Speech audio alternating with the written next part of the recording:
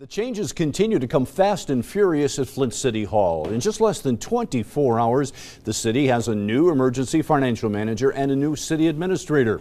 City Council getting briefed on the changes right now. NBC 25's Brittany Shannon live at City Council chambers. Brittany? Well, thanks, Bill. Tensions are definitely running high right now as Flint City Council has called a special meeting to discuss the recent appointment of Ed Kurtz as the emergency financial manager for the city. Now, this is the first time that City Council has met since November of 2011.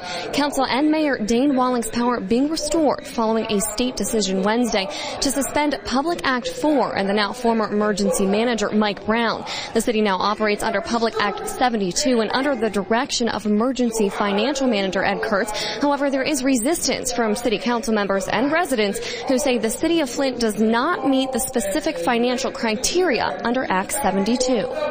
I believe that it's time, and I believe the residents of the city of Flint believe that it's time that the elected officials that have been elected in this community get back to managing the city and managing their tax dollars. But there could be a sit-in at Flint City Hall tonight. One pastor is telling people to bring a pillow. It is our top story at 6 o'clock. ABC 12's Lori Negavito live in Flint inside of City Hall with more on what people are protesting. Lori. Hi, Matt. Yeah, bring a pillow because it could be a long night here at City Hall. Once again, this protest centered around actions taken by Flint's former and current emergency financial managers.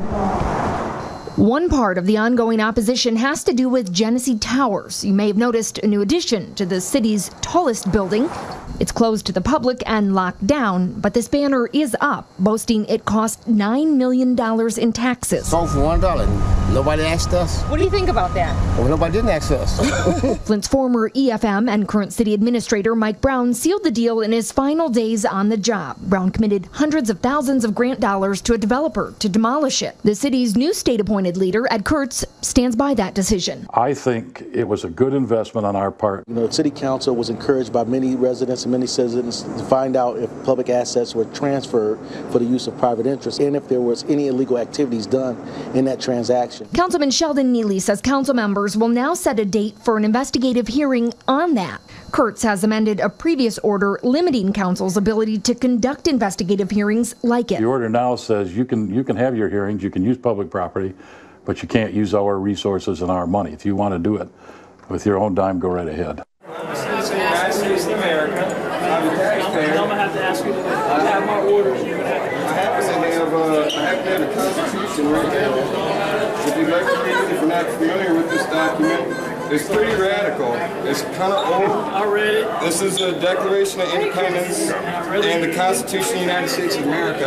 Okay, but I have my orders. There's nothing that says I can't bring a pillow. You can't come in here with your pillow and your blanket. You're more than welcome to come in here. Your pillow and your blanket, just stay right outside there. I promise nobody will steal it. I promise. Under what law can I not bring my pillow in? I have orders. I got arthritis, and it helps me be more comfortable when I sit down. Bring a law. Bring a law that says the man can't bring a pillow in here. Bring a written law. Just because somebody woke up this morning. It's a pillow. They can't make laws like that. Why do I do something to make it? Right out there, I promise nobody will steal it. Under what law? You're not allowed to do it. Under what law? You're not allowed. Under what law? It's a democracy. Yeah, I know. But your orders are to enforce laws.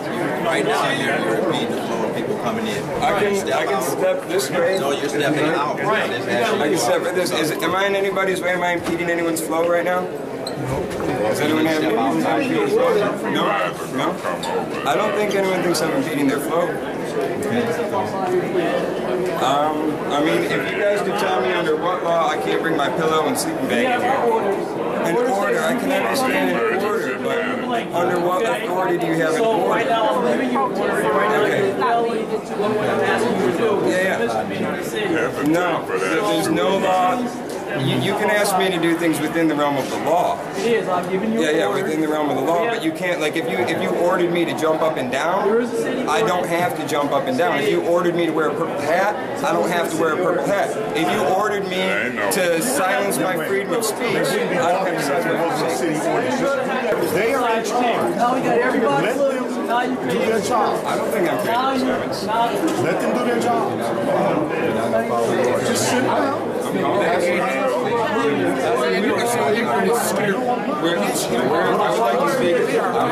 would like to speak with my city attorney. Okay. I'd like to speak with my city attorney. City attorney? Pete May. I'd like to speak with Pete May. You need to tell me. Wait, you got to tell me the rule that you're enforcing here. You have no enforcement over it. So how you doing there? Are you gonna get arrested, or are you gonna bring your pillow? I don't know. We're gonna find out. We're gonna find out. All right. Thank you. Is there any law saying I can't bring a pillow or sleeping bag in here? No, there's no law saying no. So if they're threatening of arrest, I can still come in? All right. Thank you. Hey. Thank you. As a pillow episode has been resolved. Well, Pete May just walked in. He's the city attorney.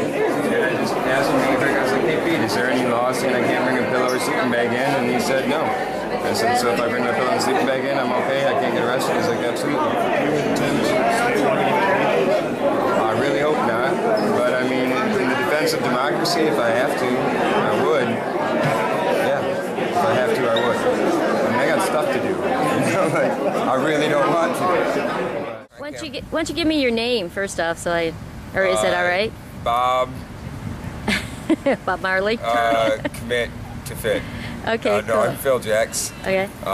29 years old. I live in the city of Flint, and I'm pretty much just kind of a full-time silly person. Yeah. I mean, activist.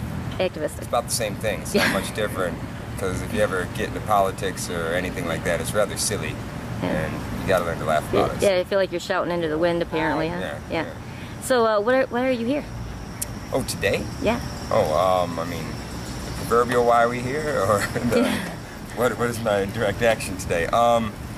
I'm here, you know, there's going to be a little protest, possibly. I don't know. We're going to see what's going to happen. No one really knows. But we've been having some problems in the United States of America, and there's like this big group of people, and they're called rich.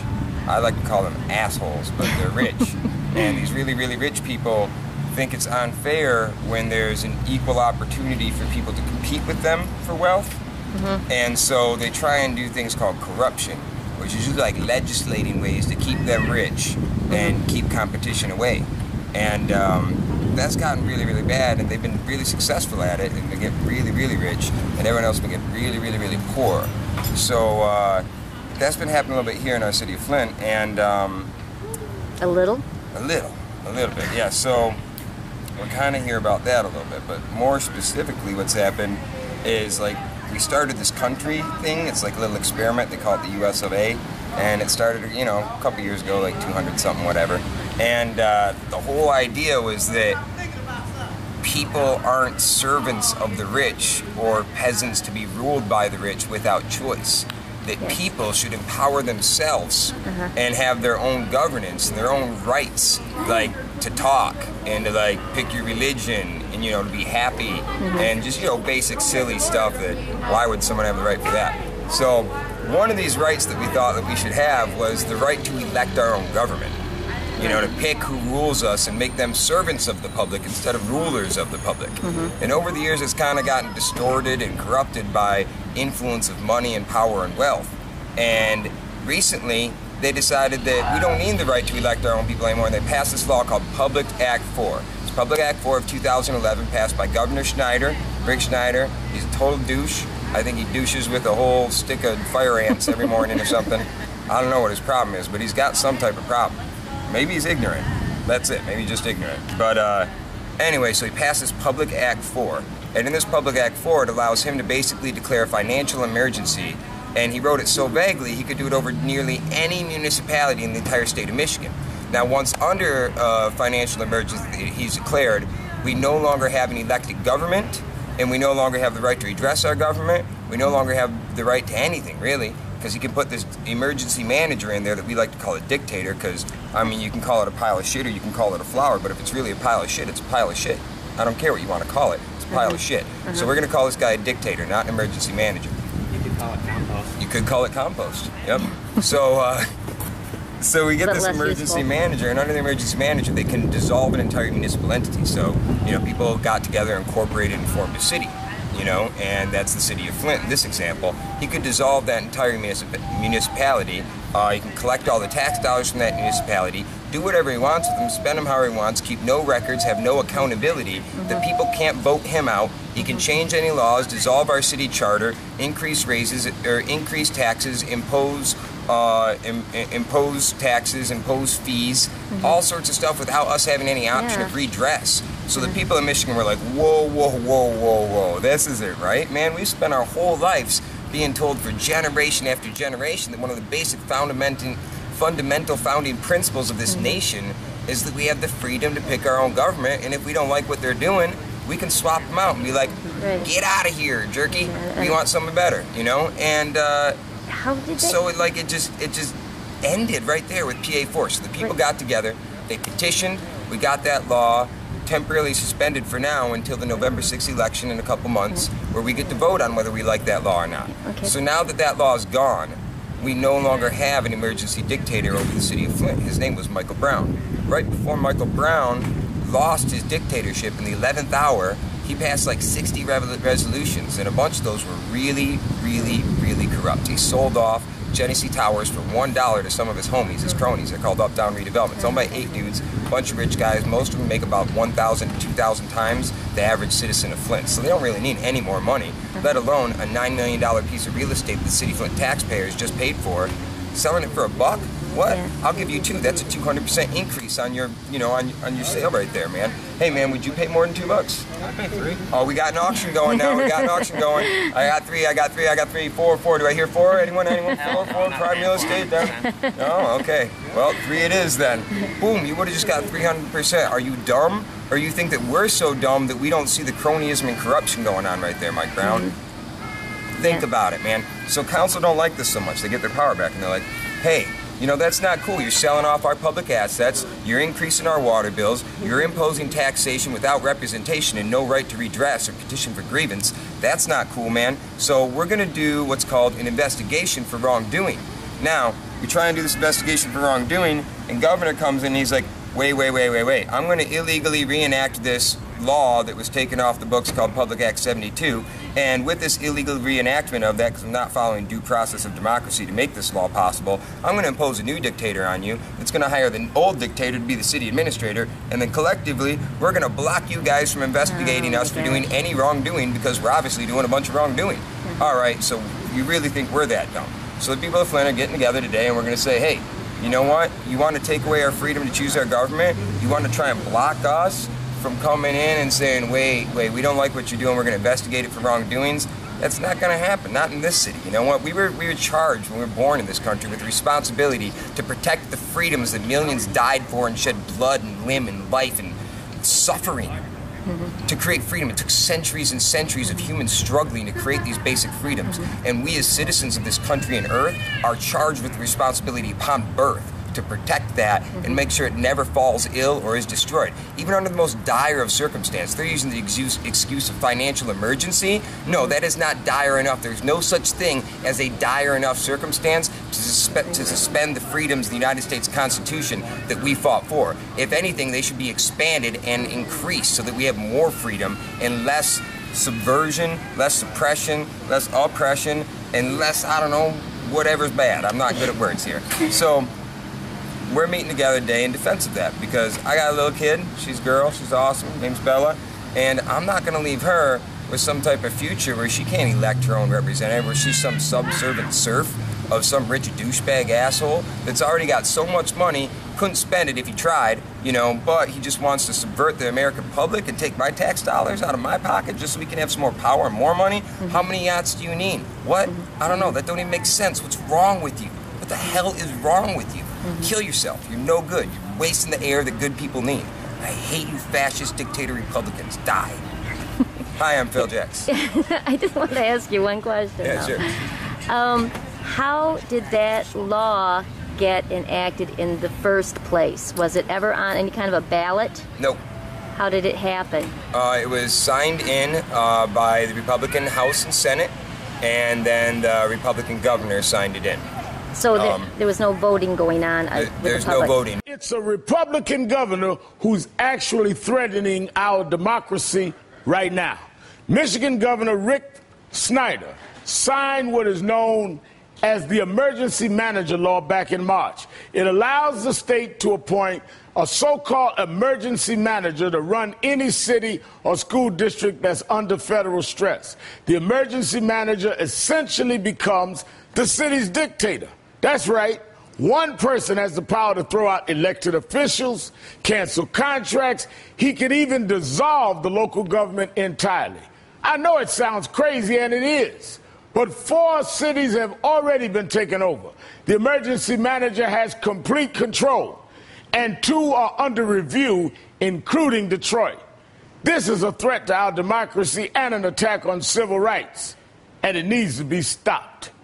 You know, even in Russia, in what I think is kind of still Soviet Russia under Putin, they're now talking about allowing some elections again for local mayors. And we're moving in the opposite direction in Michigan. Instead of empowering our cities and building them up and allowing our cities to become the hub of the wheel, too many of our cities have become the hole in the donut. And now we're going to punish the guy in charge. And what really is disturbing is that in some of these cases, the mayor is newly elected and is almost immediately swept of his powers. In Pontiac and Flint, you have new mayors. In Detroit, you have a relatively new mayor. So if you're going to give somebody sweeping powers, autocratic power, why not do it? Use the existing mayor. You know, come in and give those powers to the mayor who was elected by the people instead of bringing somebody in from the outside. We haven't even given democracy a chance to work in some of these cities that are struggling. The emergency manager who took over Pontiac, and get your feeling on this, Mayor Bernero. He was doing a radio show. Let me show you what he said. Listen. The fact of the matter is, city manager is now gone. I am the city manager. I replaced the finance director. So I'm the finance director, I'm the city manager, I am the mayor, I'm the commission, and I am equal. You're running the city. You are the mayor. You are the commission. He's the tyrant. I mean,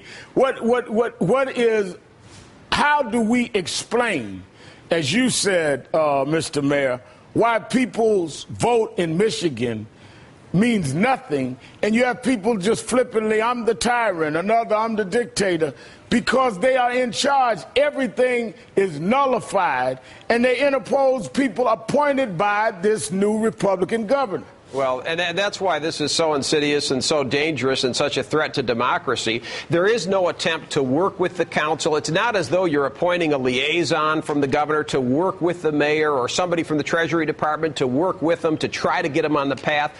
It is a takeover, and I'm hopeful that the initiative by the citizens will pass. I wanted to say I am hopeful that it'll pass. I'm just worried that what the legislative response will be. And again, I ask the question to both my friends and to the audience, you know, where are these cities headed? Even if the emergency manager comes in, what about the quality of life in the city? That should be the issue that we all focus on. How do we build up our cities and our metropolitan regions to make them better places to live and places where people want to move to? Because our cities have lost population and they need services. You know, there are transportation issues and many urban issues, housing issues that need to be addressed, and the emergency manager is not going to solve that.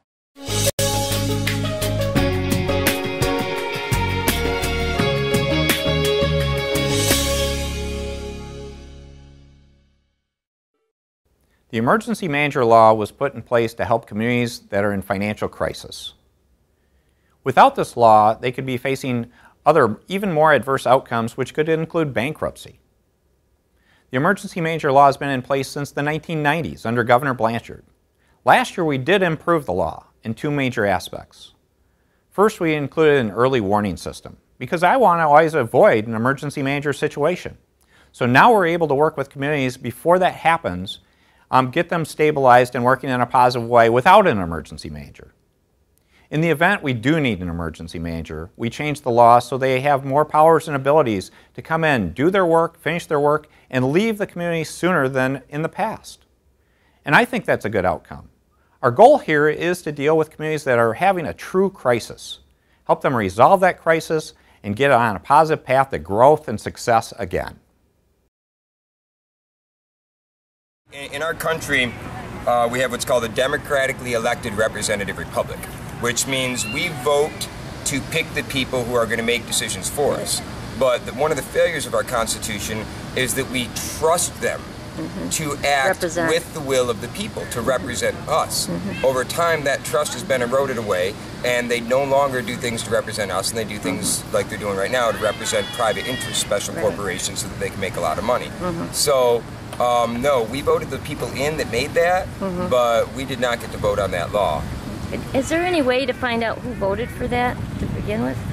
To know which people want to vote in next time? Yeah. It's public record. You can, I don't know, you can go to stateofmichigan.gov and you can start searching Public Act 4 2011 and you can find out who voted, how many yeses, how many noes.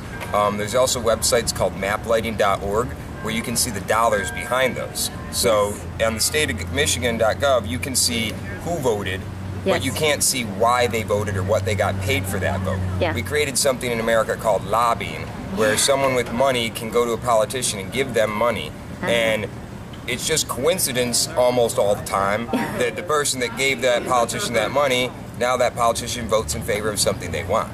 So maplighting.org is a website that people can follow, or that could go to follow those dollars and see who got paid how much to vote. You'd be surprised. You might think that they're getting paid off big. Hell no. A lot of these guys are paying like 50, 100, 200 bucks. Your democratic right, their vote, is for sale, for cheap. NBC 25's Josh Marshall talked to council members and the community about the battle for Flint City Hall. Josh? The fate of Flint's emergency manager position is now in the hands of the state. When Ed Kurtz took office earlier this month, city council members vowed to fight the appointment, and now that's exactly what they're doing. Flint City Council is continuing efforts to keep an emergency financial manager out of Flint. Current manager Ed Kurtz is already working on a long list without council's pressure. It's hard to get to doing the job when you spend your time arguing with council about law and those kinds of things. And frankly, if they were willing, we would like to include them in the process. The council's actions are questionable to some. Well, it looks to me like it's somewhat of an irrational decision, and it looks like they should wait until November, and then it will be decided, and it'll save the city a lot of money. Council President Scott Kincaid says they will file for the financial manager's removal tomorrow or Thursday. The question is who's going to pay for it anyway, so I think they should just wait and see what happens. Go to the voting polls. If the state finds City Council's claims to be true, Public Act 72 will be removed along with Ed Kurtz from office. But for now, Flint residents can look forward to making the decision themselves on the November 6th ballot. Live in Flint, Josh Marshall, NBC 25. When the city's audit was completed in December, before Mike Brown, the emergency manager, took over the city, we had an audit and it was completed. And we had gone from about a $16.5, $17 million deficit down to $8 million. The audit reflects an $8 million deficit. Mike Brown took over in December. The fiscal year started in July. From July to June 30th of this year, when the audit's completed, you'll see an increase in the deficit of about $8 million. So when the audit is done in December, the city of Flint has gone from a deficit of $8 million to a deficit of about 16. And remember that, because they'll publish that audit, and I'll be sure and remind everyone that Mike Brown took this city in a deeper deficit than he did when he took over in December.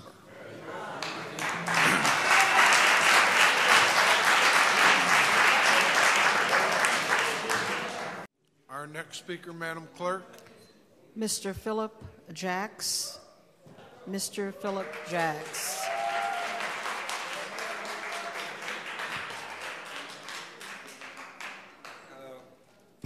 Good evening, Philip. Good evening, Council. And people, how you guys doing? Man, this is cool. Like, there's a lot of people here saying a lot of awesome stuff and all that, blah, blah, blah, blah, blah. But a lot of us came here really ticked off today, and that's a really big sign, you know? Like, there's people here that are ready to put their lives and bodies on the line, to get arrested, to go to jail, to get beat in protection of democracy so that you guys could investigate. And that's awesome. It's awesome. It's awesome that it's happening, man. I'm proud of our city. We even made up a little sign, like, for my girlfriend. She's pregnant, saying, like, don't beat me, I'm pregnant. I don't know if any of y'all go to protests or anything like that, but when Rick Snyder signed PA4, taking away democracy from the citizens of Michigan, we were all sitting there in Lansing, and I don't know if anyone remembers the news, but we took over that building. We barricaded ourselves in there and got beat and maced and arrested, and the people took the people's building. The people are pissed off about this shit, excuse my French, but they're really mad enough to bring in sleeping bags and pillows and lock themselves in a building and go through it again for our city. And I just want to say, if we're that mad, please don't fail us. Please do this investigation, send these guys to jail. And I don't want to see no country club jail that all these rich dudes always get off on. I don't want to see them in a prison where they don't got to worry about getting raped, where they don't got to worry about getting knifed, where they don't got to worry about getting cut in the face by some jerk. I want to see them in the real prison that we all go to and we screw up. And I want to see them in there for a long, long time. Because when you take public funds from any municipality, whether it's the richest municipality or whether it's the poorest in this nation, you are acting in treason against the people that have entrusted you to protect our futures and to protect us. We're born in this country and we're told that this is the people's country, that it's the greatest place on the earth. But when we look at the statistics, we have failing schools across the country, we got failing health care, we got failing governments, we got rapid corruption, and it's all because the rich ain't paying their share. I'm hearing, what are we in deficit for, like 15 million or something like that? That's a lot of dough, that's a lot of rolls, man. But there's a $700 million corporation sitting in the city. Uptown Redevelopment is owned by 8 different men that combined together are worth more than $100 million. I'm sitting here paying 25, 30% tax on the 4 to 10 grand I'm lucky to bring in if I can. Where's their 25% to 30% tax? Because just on them uptown douches that are taking our water tower or taking our tower from us that we paid $9 million for, I don't know, if they paid 25% tax instead of having shelters, maybe we'd have that $15 million that we're in deficit for, and we wouldn't have an emergency financial manager. No more tax shelters for these rich jerks. And when we do an investigation, push hard, guys, please, because if you guys will push, and if the state wants to say, no, you can't do this because this is illegal 72 law, I am telling you that people will stand here and we will let you do your investigation. We will barricade those doors. We will do whatever the heck we got to do. And we'll stand here in defense of our city, in defense of democracy, so that these people can get punished. But if we're going to do it, follow through. Throw them in jail forever.